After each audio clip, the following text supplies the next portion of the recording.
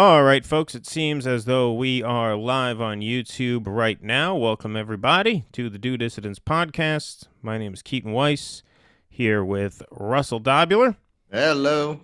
And this evening, we have the great pleasure of being joined by Dave Heller. Dave Heller is with an organization called RankedChoiceNewYork.org. We're going to talk a little bit about ranked choice voting in addition to a few other topics. So, Dave, thank you so much for making the time this evening. Glad to be here. Thank you for inviting me. Absolutely. Yeah, we've talked a little bit about ranked choice voting in the past, and I will just admit, like, emotionally speaking, I feel like I my main goal is so much inclined to just subvert the Democratic Party, just so outrightly, that I probably would not take advantage of ranked choice voting. I don't imagine I would vote green first and put anybody second. So this is one of the reasons why I've never been emotionally invested in ranked choice voting. But the more it's explained to me, the more I sort of sympathize with it and understand that it is a good way to build out third-party politics. We are going to be talking a bit about Andrew Yang's Forward Party in this show, and one of their main planks is advocating for ranked choice voting. So do you just want to start off by just explaining to people exactly how ranked choice voting would work? Well, yeah, sure. It's a very simple. I'm sorry, I'm going to have to. Yeah, something's beeping.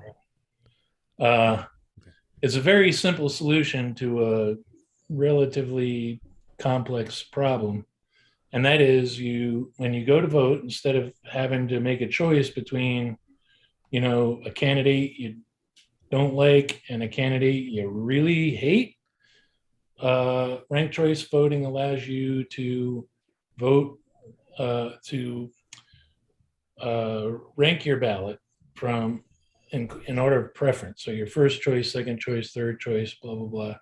So if there's 3 or 4 or 5 candidates running, you're not stuck with having to make the choice of the lesser of two evil. You can vote for somebody who you really like, even if they don't have a lot of money, they don't have a big advertising campaign, but there's somebody who has a platform that you find appealing. And so it liberates and empowers voters to vote for what they want instead of voting against what they don't want. And that's the power of ranked choice voting, is that as Eugene Debs once said, I'd rather vote for what I want and not get it than vote for what I don't want and get it. And that's really what a large segment of people that vote in America do, is that they're not voting for what they want, they're voting against what they don't want. And it's kind of backwards. Yeah, and so sorry, is there something? My phone is blown up here. I'm gonna turn it off. I'm sorry. Okay. Well, No, it's a choice between two mafia families. One is gonna shake you down for more than the other, so you vote for the one that's gonna shake you down less. Now, the way it works, as I understand it, is 50%. If one candidate, let's say there are 4 candidates, just to make this simple, a Democrat, a Republican, a Libertarian, and a Green. If one candidate from one of the parties gets 50% or more in the round of voting in terms of number one choices, then they automatically win. Right. If no candidate from no party is at or above 50%, then what happens is the candidate with the least number of votes, whoever voted for the 4th place candidate as their first choice, they would then take the second choice from those ballots and add them to the other 3 candidates' totals. Right. And then they would go a second time if they had to, if there still wasn't a candidate at or above 50%. Is that how it works? The only thing I would say to clear that up is you don't have to be in a party. If you're running as an independent candidate, you don't have to be affiliated with a party. Right. Okay. So ranked choice voting isn't party dependent. Sure thing. Okay, so that makes sense. Now, is there a record of how many votes a party registered on the first round? Because I understand the percentage of votes or the number of raw votes that a party gains in a cycle very much influences their ease of getting ballot access next time around, right? So, like, if the Greens got 8% on the first round, then they were last place out of 4. And then all those votes ended up going probably to Democrats, right? Would there be a record that the Greens had 8% on the first round? And would that help them next time around at all? Here's what would happen, right? Like, let's go back to 2000, the 2000 election in Florida, where you had Pat Buchanan, Ralph Nader, Al Gore, and George W. Bush running, right? And what happened in Florida, right? There was like a 500 vote difference between Gore and Bush, right? And of course, Buchanan had Gore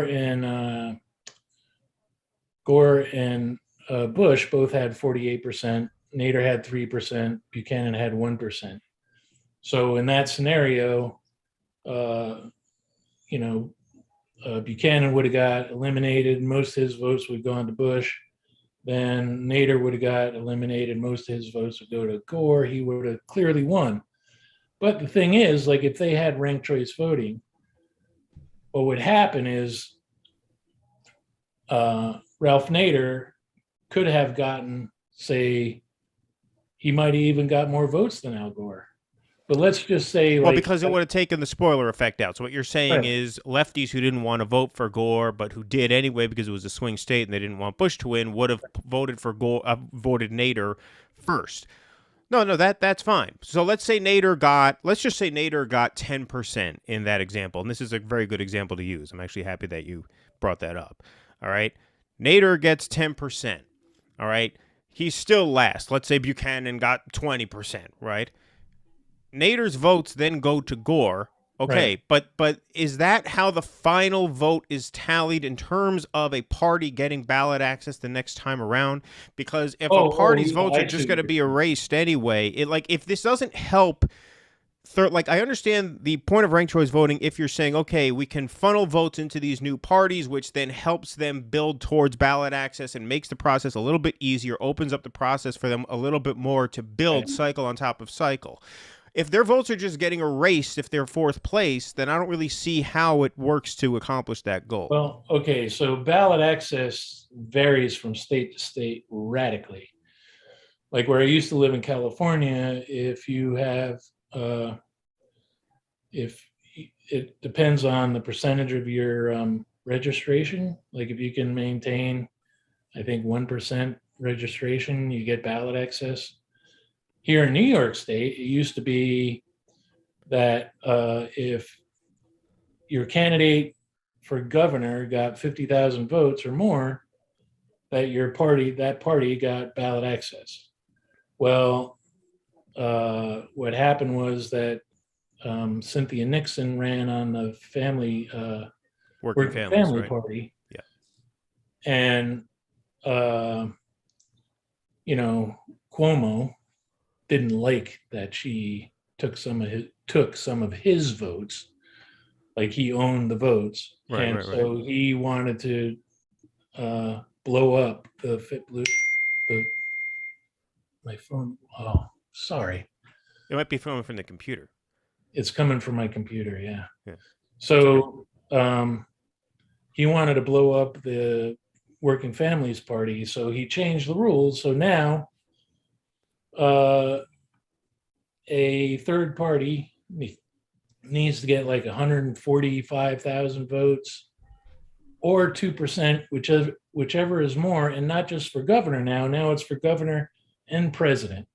So he's made it like next to impossible for a third party to get ballot access, unless, of course, we have ranked choice voting and people are, because the Green Party, the Working Families Party, Libertarian Party, they would get more than 2% of the vote. Right. Okay. So I think that somewhat answers my question, because all I'm saying is if a party comes in last, do those vote tallies get erased? Now, even if they do get erased, if you have so you're saying that doesn't happen?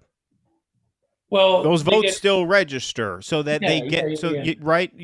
I mean, do you understand Because what I'm saying? all those numbers to meet your ballot access would be based on first choice votes. Okay, great. That's what I wanted to know. That's what I wanted to know because in that case, then that makes it a game changer in terms of third Big time, parties gaining traction. big If time. they just get funneled to the Democrats anyway, then it wouldn't. All right. So okay. Thank you. Look, let's Perfect. just quickly go back to the whole thing with Of course. Yeah. Florida, right? So let's just say Ralph Nader gets 25% of the vote, Gore gets 26% of the vote, Buchanan gets 20%, and Bush gets Whatever 20, the difference there. 29%, right? Yeah. So what happens now is Al Gore is president. He's like, wow, I lost to Nader by 1%. I really need to court his platform. I need to take care of his platform because right now the Democrats are like, well, who are the progressives going to vote for? We don't care. Right. And a major plank of the Democratic Party is Right. to shame third party voters. That's what Russell said. It's like voting for two mafia families. I mean, they use those. I mean, on the Democratic side, they use those tactics, straight up. It really is a coercive system. Right. Exactly. Right. You're voting under duress all the time. All right, so let's talk a little bit now about Andrew Yang's Forward Party. I did a segment on this myself the night that the news broke that the Forward Party was merging with the Serve America movement and the Renew America movement. So the new Forward Party now... Also, aren't they merging with La République en Marche? Which one? Macron's party? Isn't that the other party that's going to be involved in this? Oh, is that true? I know. No, I know you're joking. This is Nick Brana, friend of the show. Nick Brana was on Jimmy Dore, and he was making that point. And I mean, the more you look at it, he's right. I to the point that I'm pretty sure that's what they're looking to as their model. They're looking to Macron and what they were able to do. Well, let's take a look at this, and we do have to, by the way, do a whole show on what's going on over at the People's Party. I do have quite a bit to say about that, but there's just a lot to delve into it, so we don't have time to do that now. But I have not been ignoring what's going on over there, and I do have some strong opinions about it to the point where friend of show, Nick Brana, I don't know anymore, really, to be honest. But that's for a different topic. Anyway, most third parties have failed. Here's why ours won't. By David Jolly, Christine Todd Whitman, and Andrew Yang. These are the three co-chairs of this new Forward Party. This was an op-ed that was published in coordination with the press release. That byline fills me with incredible confidence. What's that? This one right here. Oh, you mean the byline. Sorry, I thought you said tagline. Sorry. No. I confuse those terms. Here's the big takeaway line here. The United States badly needs a new political party, one that reflects the moderate common sense majority. Today's outdated parties have failed by catering to the fringes. As a result, most Americans feel they aren't represented.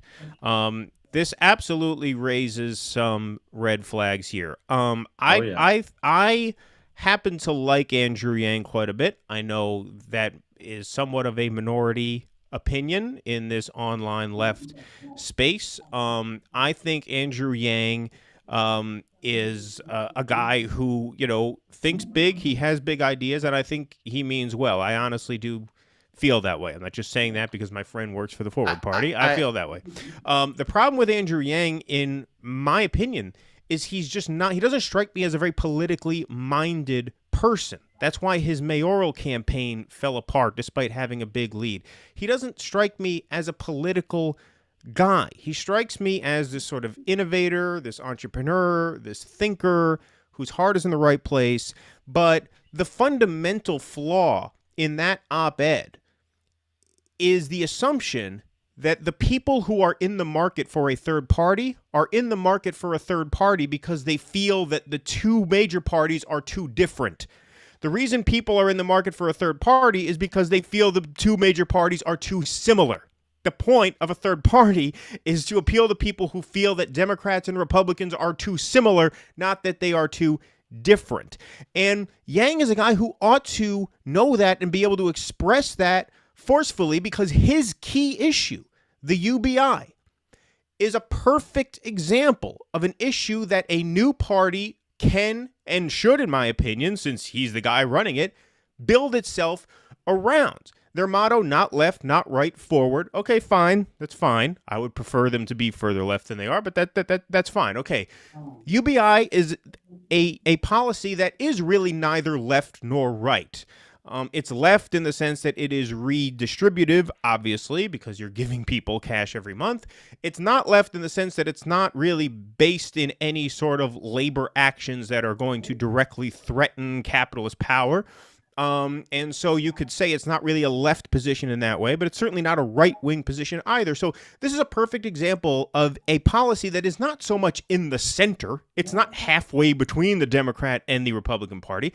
It's a policy that exists on a different spectrum altogether, and that's where the third-party energy is going to come from. Third-party energy is not going to come from Lincoln Project wannabes who feel like the right has gone too far to Trump and the left has gone too far to AOC. That's not where the energy for a third party is. And if they feel that way, that's just a fundamental design flaw that they're not going to be able to overcome.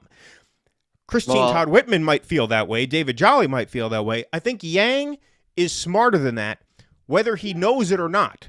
And this is why I say he's not a very political person, because I don't know if he can articulate that.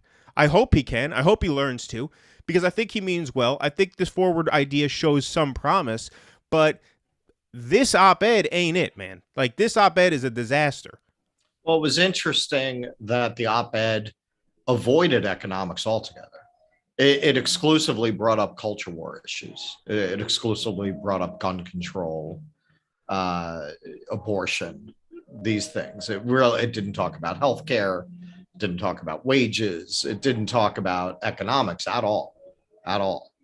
I think if this party could do any good, it's in pushing ranked choice voting and that sort of thing. And because it seems like something where they're looking at trying to attract people like Mark Cuban, like Elon Musk, yeah, they might have enough money behind them to do that. But in terms of a party, you're going to wind up with the best case scenario. You're going to wind up with Macron. You're going to wind up with that. Is that really what we want? I mean, I won't put any time into anything like that. I certainly won't put any money into it. I won't urge other people to support it. Dave, you're talking, but you're muted. Go ahead. One really good thing about ranked choice voting is that because it will allow third parties to flourish, right, that we won't be stuck with this concentration of power and two large parties. And for example, like there might be some really good legislation in the House of Representatives, and because one woman decides she doesn't want people to vote on it, she blocks it. Same with Mitch McConnell in the Senate. Or, we were constantly running into these things where, like, a really good piece of legislation will get almost there, and then one person will block it because they have unilateral control of the House or the Senate, right? And it's ridiculous. Like, if you go to Europe, you look at the parliament in England, and if the prime minister starts doing stuff like that, he's out, because there they have coalition governments where the Labour Party, the Green Party, will collaborate. Sure, yeah, of course, yeah. Right? And so if a Speaker of the House starts playing games like that, she'll be kicked out. Are you saying Nancy Pelosi is not going to bring a bill to the floor that stops her from insider trading? Are you suggesting that? See, there's the thing is, I have a lot of Democratic friends, and I bring up, how corrupt she is. Well, you can't criticize her because the Republicans are way worse. Not on that level. Not on that Right. level. Not on Inside, that they're level. they're Not the on that they're level. the masters. They're the masters. You don't have all the meme stock people following Mitch McConnell's trades. Right. They're all following Nancy Pelosi's trades and piling into those trades because they're the closest you can get to a sure thing.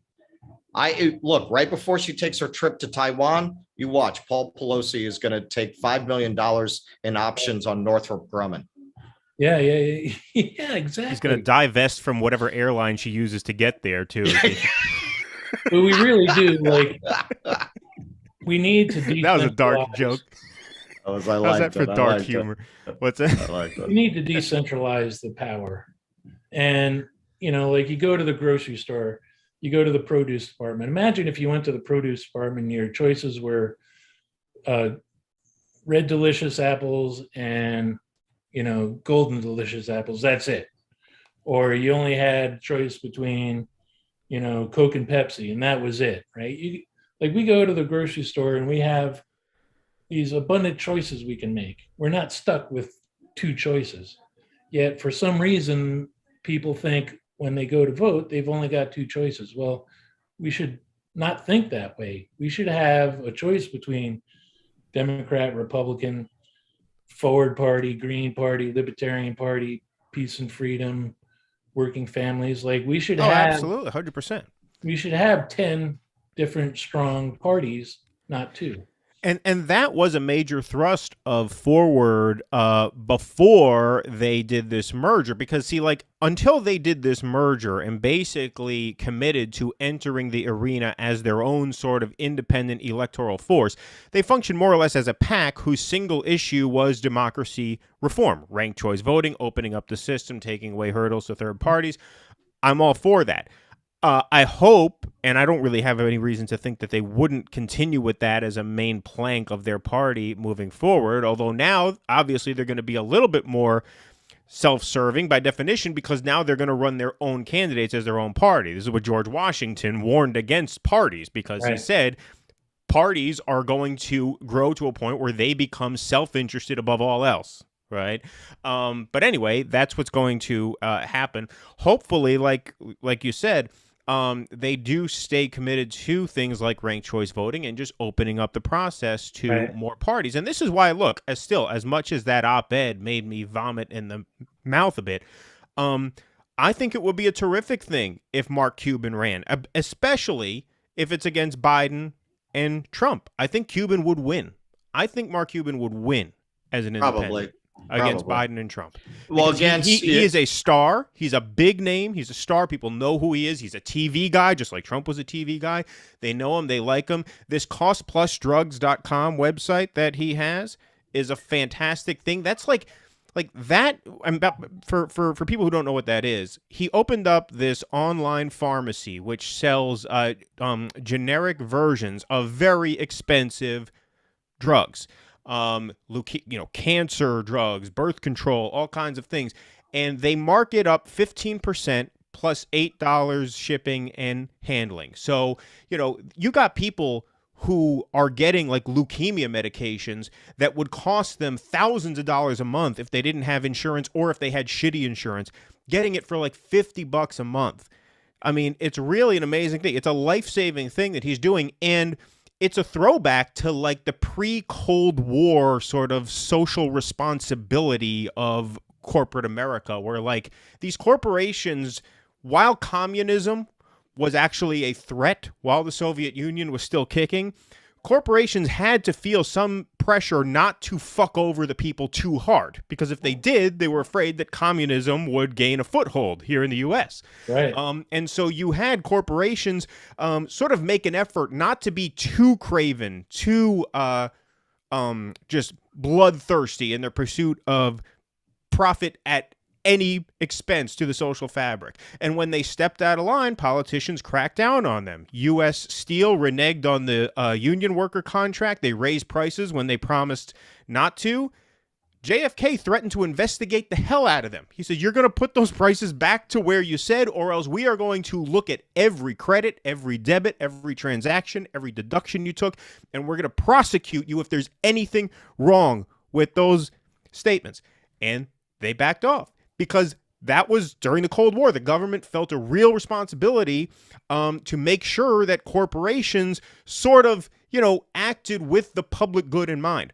Once communism fell, that's when capitalism was just unleashed because there was no longer any sort of ideological competition on the world stage. And that's when we got NAFTA, right? That's when it was that's when it was all right. Brakes are off, pedal to the metal, end of history. It's capitalism now and forever. Fuck everybody else. Fuck the social fabric. This is money, money, money. Anyway, I digress. But the point is, what Mark Cuban has done is a sort of throwback to that bygone era where rich people actually did things to help the public. And so is Mark Cuban the ideal candidate? Of course not. But against Biden or Trump, I'd vote for him in half a second. Wouldn't take me 2 seconds to pull that lever for Mark Cuban. And I think tens of millions of people feel the same way. And so if this organization can get the money together, even though, yes, okay, we say they're a centrist, milquetoast, corporate funded. Yes, yes, yes. I concede every single one of those points. If they can bust down the door in that way and get a third party elected president in 4 years, because now they have a ton of resources. They are already the largest third party in the U.S. If they can actually pull that tells off, you something. If they can pull that off, that would be major. It would be major. I think you're using the wrong historical parallel. You're paralleling to corporate responsibility before the Cold War. Really, the parallel are the robber barons. Really, you're going back to J.P. Morgan and Andrew Carnegie. So you're going back to when when the public had to go with a tin cup to the rich man and beg them for succor. That's really what Mark Cuban doing is. It's a throwback to that age. Remember what happened? They were also pretty brutal in a way that he's not yet. Billionaire Ross Perot ran in '92, right? And he did. And then he ran again in '96, and then in 2000, Carnegie? Pat Buchanan was sent in on the Reform Party to blow up the Reform Party, right? That's basically why he ran, was to blow it up. And we're back to this two-party conundrum again, right? And so one of the things that we really should, there is a form of ranked choice voting where it's multi-seat. So for things like the House of Representatives, for city councils, for the Assembly, or even the Senate in New York State, right? Instead of having a single seat district where it's winner take all, you have multi-seat districts where maybe have 3 to 5 seat congressional seats, and you use ranked choice voting. And the way the votes are counted is the way voters vote is the same way. You rank your ballot first, second, third, fourth, fifth, and the votes are counted the same way, but the threshold is no longer 50%. Like in a 5-seat district, the threshold would be 20%. So if you can get 20% of the vote, you win a seat. And it's done proportionally in a counting system called single transferable voting, where the votes are counted proportionally. So, for example, if somebody once they get to 20% of the vote, the second choice votes go to, like if you have a very popular candidate who wins 50, 60% of the vote, they only need 20% to win. So if they've got 60% of the vote, that extra 40% goes to the second choice candidates. Sure. Right, exactly. And so it's done in a super fair way. And you would end up with, maybe a Green Party candidate, a Libertarian candidate, 2 Democrats and a Republican, or some mixture. And then they walk into a bar. Yeah. But it's the Rolls Royce of representation, because now, because what happens with the winner take all, there's a man named Maurice Duverger who is a French political science professor. And the law is basically that winner take all system ends up with a two-party system because of Right. right. And Right. we really do need to get away from winner take all system voting for things like Congress, Assembly, and State Senate. Well, as Axel, one of our viewers on the chat here, just said, that the existence of national ranked choice voting would break the game theory approach to voting that has kept the Democratic Party afloat since Jimmy Carter. And I think that that's right. He also asked how many of the fabled disaffected right-wingers would embrace the Forward Party. Russell's, you commented, depends on how they play it. Yeah, I think it depends. I mean, they don't have any policies yet. They have to come up with a few signature policy planks. If they do that, and like if they put a UBI in there, that would be something. It depends on But like, will they? I mean, look the at that byline, man. It's 2 Republicans and whatever Yang is. Well, that's what I mean. They would have to, they're going to have to put their foot down somewhere. And so, okay, this is a major policy pillar that we're not going to bend on. And that can be decided at a convention that they're going to have next year. I mean, one of the things about this is that, they are going to... I'm gonna put money on it right now. Don't I have another bet going? What's the other bet I have going? Oh, with you a have niece. that Ron DeSantis is going to defeat Gavin Newsom in the 2024 general election. Yes, that's my side bet. All right, what's your that's other my little side bet? They're going to try to stay off economics entirely. You can see it right in that op-ed. They're going to try to make proposals on gun control. They're going to try to make because those are the places where the American public actually is centrist, but they're not economically centrist. You can't, what they're not the way they're defining it. The centrist position is the left position. And they're not going to go there. So they're going to try to just cultivate centrist positions on culture war subjects. Well, we have our next segment is actually about economic centrism. So we're going to do that one right now. But before we jump into that, I do want to let our viewers know that you could sign up at patreon.com/do dissidents to support this show for as little as $5 a month. I'm going to put the link there right now. And we are actually debuting a new patron feature this evening, immediately following this program. So we mentioned a few weeks ago how we were going to start doing patron exclusive live streams immediately following the main show. We're going to try and debut that tonight. I think we have it technically worked out. It should work. It might not. It might be a total humiliating disaster. But in case it does, we're going to wrap this show at about 8 o'clock. And then about 15 minutes after that, patrons and paid Substack subscribers, if you check your email, there was a link to a patron and paid Substack subscriber sort of mini episode that we're going to do right after this one, about 15 minutes following this main show. So you just go to your email, click that. You can watch it right in Patreon or right in Substack, or you can join via Zoom. Of course, patrons and paid Substackers have call-in access to this show. So tonight we're going to do a patron-exclusive segment on the possible revival of the new atheist movement, a response to a Nathan Robinson article where he posited the question, do we need to revive atheism again now that the Christian right is back on the march? Right. So that is a little mini episode that we're going to be doing about 15 minutes following this show. So if you want to sign up, the link is right there, patreon.com/do dissidents, and you'll get access to that little mini episode that we're going to be doing later in the evening. And so we are going to go into our next segment right now. Dave, you're welcome to hang out. But before we wrap on this segment, because I'm going to clip this for YouTube, tell people where they can get involved with Ranked Choice New York. Yes. It's www.rankedchoicenewyork, and that's NY, rankedchoiceny.org.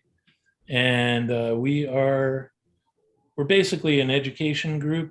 We want to educate people in New York State about how ranked choice voting works. And we are looking for media people who can produce to start producing videos about ranked choice voting. Okay, So, interesting. yeah, if you could just go to our website and sign up, and we are going to be doing another relaunch soon. And yeah, so So thanks for having me. rankedchoice.org. My brother has a bunch of stuff he's been texting me about. I need to get to. I will just mute myself and shut my video down, and if there's something, I might come back in. Okay, no problem. All right. Excellent. Well, maybe we'll see you later. All right, thank you, Dave. Either way. All right, let's get to our next segment. This has a little bit to do with the Forward Party. This was a segment on Bill Maher's real-time show. This was part of the overtime segment that they air online because there is this question. What does Andrew Yang mean? What does the Forward Party mean when they talk about the fringes? Are they talking about cultural fringes, culture war, sort of the inflammation of the culture war sort of during Obama and certainly amped up during They Trump? were very careful not to say in that op-ed. Exactly. So let's see what Bill Maher and Sam Stein, the Daily Beast's Sam Stein, who writes for all these sort of, ostensibly left publications. He goes on MSNBC quite often. Let's see what they have to say about the possibility of a centrist third party and where the Democrats are catering to the quote-unquote fringes. They kind of give away the game a little bit here, so let's take a look at this. Joe Biden's not a radical. I mean, he's just not. And he was put forward as the Democratic nominee precisely because But he bends it to the radical. he has been, yes. And I think that's I'm sorry, let me just raise the volume on that. I'll play this again. Joe Biden's not a radical. I mean, he's just not. And he was put forward as the Democratic nominee precisely because But he bends it to the radical. he has been, yes. And I think that's part of what's been a problem from his president is that he's raised these expectations by saying, yeah, let's do all this $2 trillion bill. Social media makes $2 trillion Build Back Better. By agreeing to the $2 trillion Build Back Better, that is bending to the radicals. Notice they didn't pass any of that. They didn't actually do any of that. Yeah. But there you have it. There you have it. And let's just watch Bill's reaction, because Bill tries to steer this back to his comfort zone, which is, woke bashing, basically. And I think that there's a possibility that social media could create a Führer, a united group of people constantly whipped up to stay together who are actually in this middle. It would be a matter of branding, but maybe those forces that, for example, kept Perot as a marginal figure could actually make a difference this time because of what Twitter in particular is like. It really creates a whole new world. It would depend on the branding and the charisma.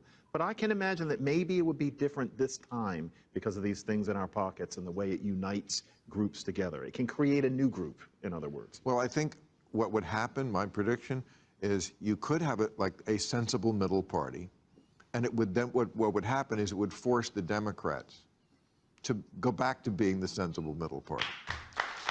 And they would, because they would see that's where, Biden reminds me of some grandfather, and when AOC and the woke people come into his office, and he just goes along. He doesn't really understand it. It's like, Grandpa, can we have money to go play Fortnite? And he's like,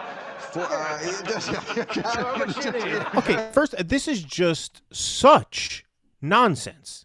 It's just such nonsense. Let's just for a moment, before we get back to the economics angle, where Sam Stein says $2 trillion in spending is radical. He's catering to the radicals. So, all right, like I said, let's get to that in a second. Bill Maher talking about, oh yeah, when the wokesters come into Biden's office, he gives them money to go to what has he done? Yeah. What has he given them?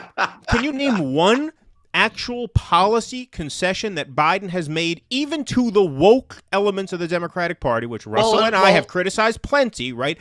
You still can't point, even if you're going to make this claim on those grounds, you still cannot point to one thing that the Biden administration has done to cater to the woke radicals. You can't name one fucking thing. and also painting that $2 trillion proposal as a proposal of the AOC wing rather than Biden's proposal is bullshit. He wanted to be FDR. He wanted to go down in history. He wanted to outdo his old boss. There was a lot of look, Joe Biden behind closed doors around the halls of Washington.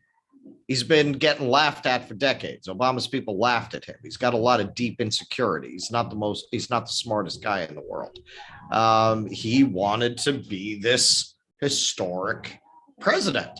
That wasn't their bill. That was his bill. He wanted that. He was behind that. They didn't drag him into that bill. So the whole framing is bullshit. On top of that, let's just talk radical. Let's define radical, because Sam Stein, to his credit, came closest to actually saying what he means by this. Most people who talk in these terms are such cowards, they don't have the balls to actually back up what they say and actually articulate what they mean by too radical. So Sam Stein came closer than anyone I've ever seen in this sort of liberal media space by saying, oh yeah, he tried bending to the radicals by agreeing to $2 trillion in spending. So let's check under the hood. Let's go line by line and get Sam Stein on record as to what he thinks is too radical. Is paid family leave too radical? For Sam Stein, for the Daily Beast, for MSNBC, for all these outlets that he writes for, which claim to be these left liberal outlets, is paid family leave too radical? Is Medicare expansion to cover vision, dental, and hearing too radical? Is old people getting their teeth fixed too radical for Sam Stein? Is universal pre-K too radical for Sam Stein? These are all spending items. These are all items included in that $2 trillion figure that he denounced as being too radical. It's such a shame that Joe Biden caters to the fringe of the party by agreeing to this $2 trillion of spending, which, of course, they did not end up passing. Tuition-free community college, $9 billion a year. Bear in mind, they just increased the military budget to $840 billion a year military budget. Ukraine, we sent them so far $50 billion in weapons alone. Is $9 billion a year 20%, less than 20% of the Ukraine sort of weapons budget? Is that too radical? Yes or no? And if that's too radical, then what the fuck does this party exist for? What do you want them to do? This is why I said last week the Democrats are the end of history party.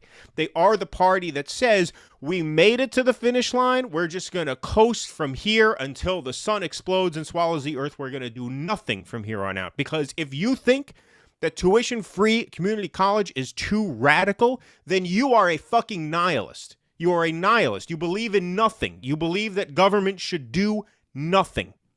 And so that's apparently where they are. And kudos to Sam Stein for having more guts than any of these other fucking libtards. At least he comes out and says, yeah, I think the $2 trillion was too radical. It's a shame Biden went for it. I am sure if you watched MSNBC, which I don't think either one of us does at this point, you'd hear people say stuff like that. Well, I mean, look, like, yes. I don't think that's unique. Listen, Joe Scarborough, Republican. These are professional class liberals.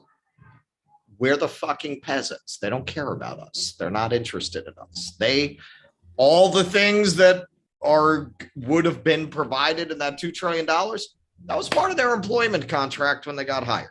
And they don't even know anybody who doesn't get those perks in their jobs.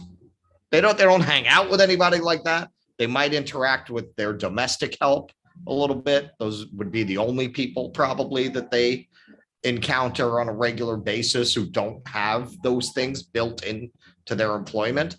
They don't care about us. We're the peasants. We're the peasants. It's all a conversation about what you can manipulate the peasants into accepting. A radical what? You know, like he's a radical capitalist. He's a radical warmonger. He's a radical debt collector, right? Yeah. You know, like, and you know, just look at Hunter Biden. Under the laws that Joe Biden passed back in the 90s under Bill Clinton, like Biden would be, you know, his son Hunter would be sitting in prison for 40, 50 years.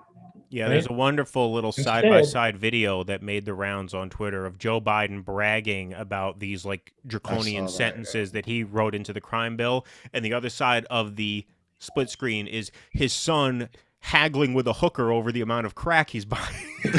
And I don't know if you heard about the whole his daughter's diary, but Joe Biden used to shower with his daughter. Oh, see, he's going place. See, you and What? Russell I should didn't hear that. I didn't hear that. Yeah, I heard there was a whole thing because they arrested the guy who had the diary. Yeah, well, they were trying to. They sent the FBI to his house to get it back. Right. Oh, really? Yeah. Well, he was showering with his daughter.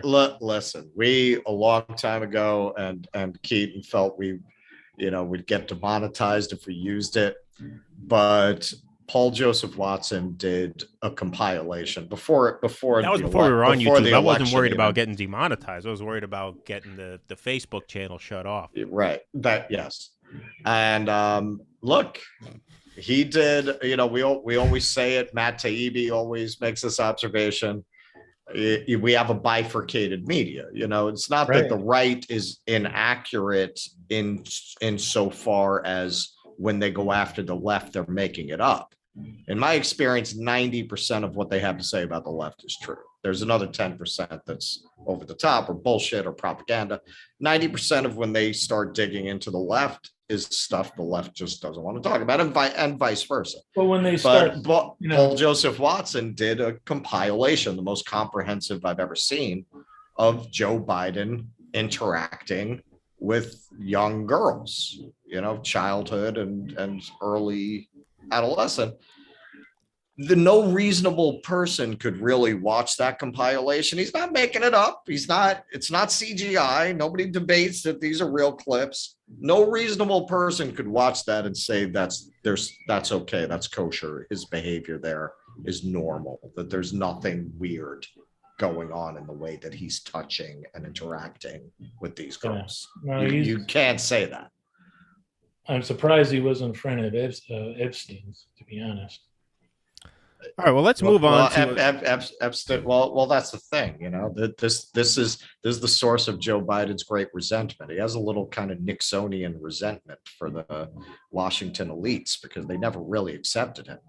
But Biden wasn't cool enough to be invited on Epstein's plane. Right. Epstein wouldn't have invited him. But to the point of radical, like when you hear Fox News call Joe Biden a radical socialist, like that can't be farther from the truth. It's ridiculous. Well, of course. Well, that's obviously absurd. And look, that whole line of attack is not selling anywhere. That's not only not working against Biden, but it's not working against the Bernie wing of the party. Dr. Oz has been hammering John Fetterman as a Bernie Sanders style socialist the entire time. The most recent poll has Fetterman beating him by 11 points.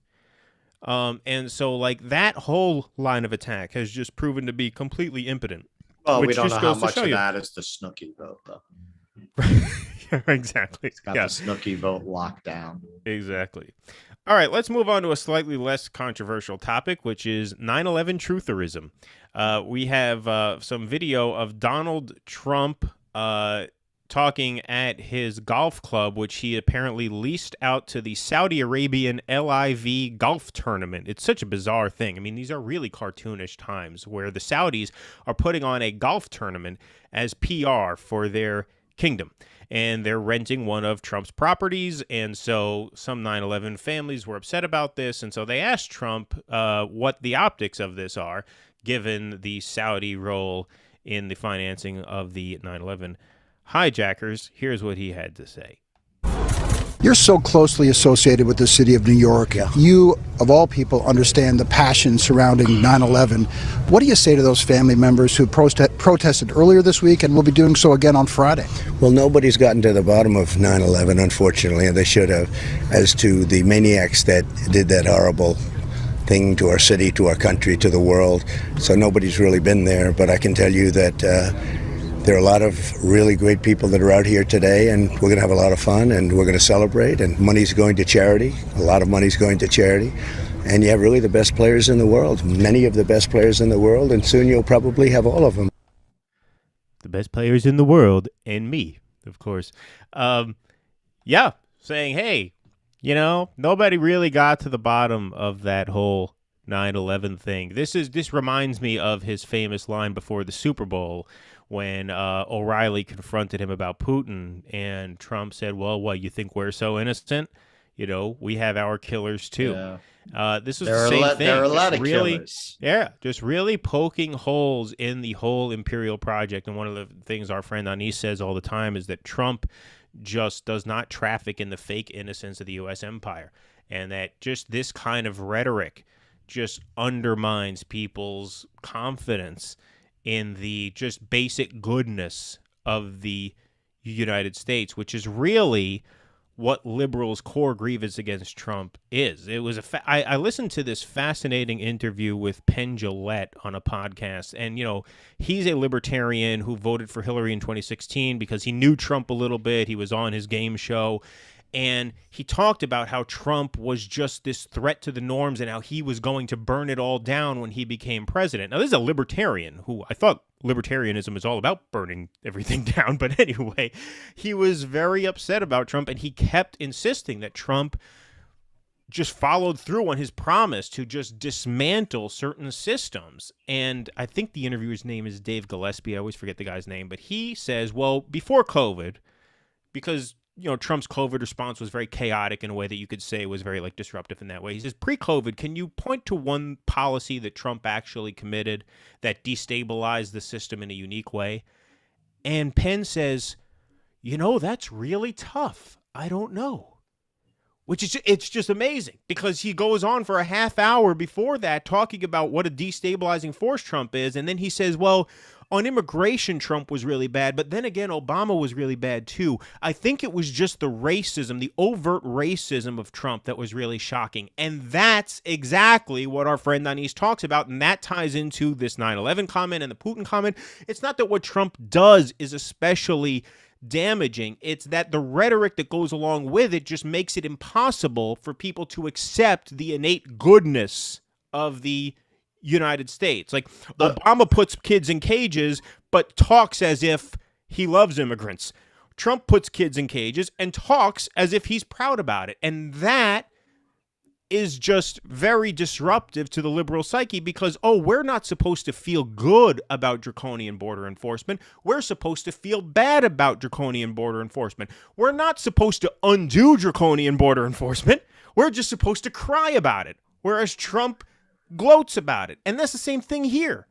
Same thing with the Putin talk. It's he just doesn't give you that moral off-ramp to say, okay, well, yeah, we're doing these bad things, but we're really sad about it. We really wish it didn't have to be this way. Trump doesn't traffic in that, which is their main grievance against him. And well, you could really see that when he bombed Syria. They were dying.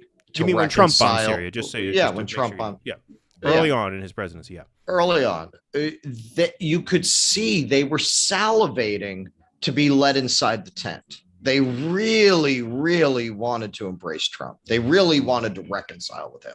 They were dying to write the story about how Donald Trump learned to be president. And you could have seen that headline right on the cover of Time. That would have been very typical of how the kinds of stories they like to write, the kind of framing they like to do. Starting out with no real political experience, he learned on the job. They were dying to make up with him. Van Jones, he became president of the United States today. Remember that next time people define him as some kind of a progressive voice on CNN. Brian Williams with his Leonard Cohen comparison. I mean, they really wanted to reconcile. And if Trump at that moment, they were sending him every signal. Hey man, play ball from here. And we're going to have your back. We're going to do what we do for all the other presidents who do all these horrible things. We're going to totally back you. We're going to cover for you. We're going to slant the news for you. And he either didn't pick up on it or he didn't give a fuck about having their approval. It's or maybe some of both. Well, I think that was his big, in terms of the deep state, that was his downfall. Well, that was why they kept coming after him. You're right. The Russiagate would have gone away. I am convinced if after that night he had just talked the "We're America" rah rah shit, Right. a lot of that stuff would have gone away. Well, he didn't start any new wars. Right. He's maybe the first president, 60, 70 years who didn't start a new war. Right. And right in the middle of Boeing having a problem with its new MAX jets. They needed that money. Right. Right, exactly. Oh, come on, you're fucking them. You're fucking them. Their jet is killing people, and you're not starting any wars. What's going on here? You're fucking the shareholders. I mean, what do you think he meant by they haven't gotten to the bottom of 9/11 yet? Did he say that just to sort of make an excuse for the Saudis, or do you think he actually, because I actually personally, I believe Donald Trump believes that 9/11 was some sort of inside job. I believe he feels that way. Well, on the day of 9/11, he said those towers were blown up. A lot of people said that on the day of. A lot of people said, I mean, firefighters are on camera saying there were bombs in the building, saying that they heard explosions and things like that. I'm not going to get into the merits of that. I don't know. But look, I think what I've said in the past about 9/11 was, look, if the Saudis financed it and the George W. Bush regime covered their asses, which they did. They classified the pages of the 9/11 report that said that the Saudis financed it. That's tantamount to it being kind of an inside job, right? They're accessories after the fact to the crime. If you know that, if I see Russell kill Dave and I tell the cop, no, it was my neighbor down the street who killed Dave, I'm covering for Russell. I'm an accessory after the fact to that crime. I'm implicated in that crime. So I think in that sense, at the very least, even if that's the only sort of hidden part of the official 9/11 story, that right there makes it tantamount to it being almost an inside job. I will say this. 9/11 was the most high-energy thing the Bush family ever did. It was very high energy for them, and I'm sure Trump feels the same way. Well, I know quite a bit about 9/11. If you ever want to do a show, and I'd be happy to come on. Oh, yeah, I'd be happy to come on, too. Yeah, that's. I mean, no offense, but that would make for a more interesting show than ranked choice voting.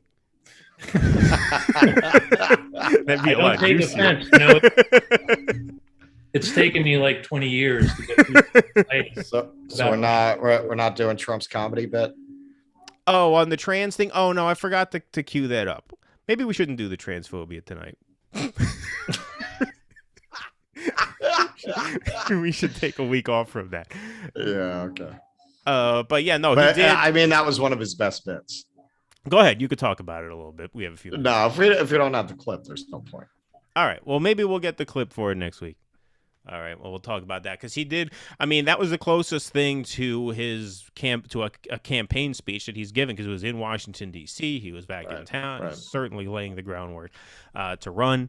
And so we'll see. I mean, we might even get a declaration before the midterms, which we talked about last week.